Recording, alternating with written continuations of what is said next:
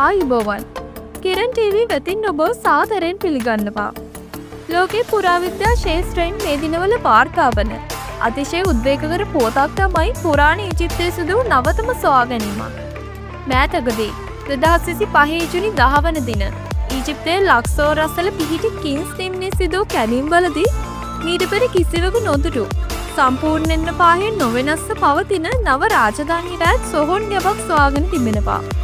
මේ ක්‍රිස්තුපූර්ව 1550 1070 අතර කාලයට අයත් බවට පුරාවිද්‍යාඥයින් විශ්වාස කරනවා.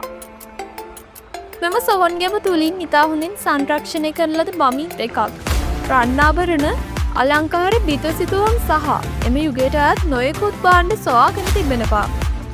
මේවා මගින් පුරාණ ඊජිප්තු රාජකීය පවුල්වල ජීවන රටාව විශ්වාසයන් සහ මරණින් පසු ජීවිතය පිළිබඳව නව තොරතුරු රාශියක් හෙළිවනු ඇතැයි විශ්වාස කරනවා.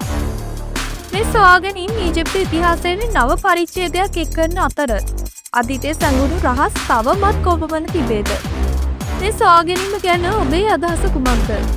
මේ වගේ පුරාවිද්‍යාත්මක සොයාගැනීම් දැනගන්න කිරන් ටීවී අපව දැන්ම සබ්ස්ක්‍රයිබ් කරන්න.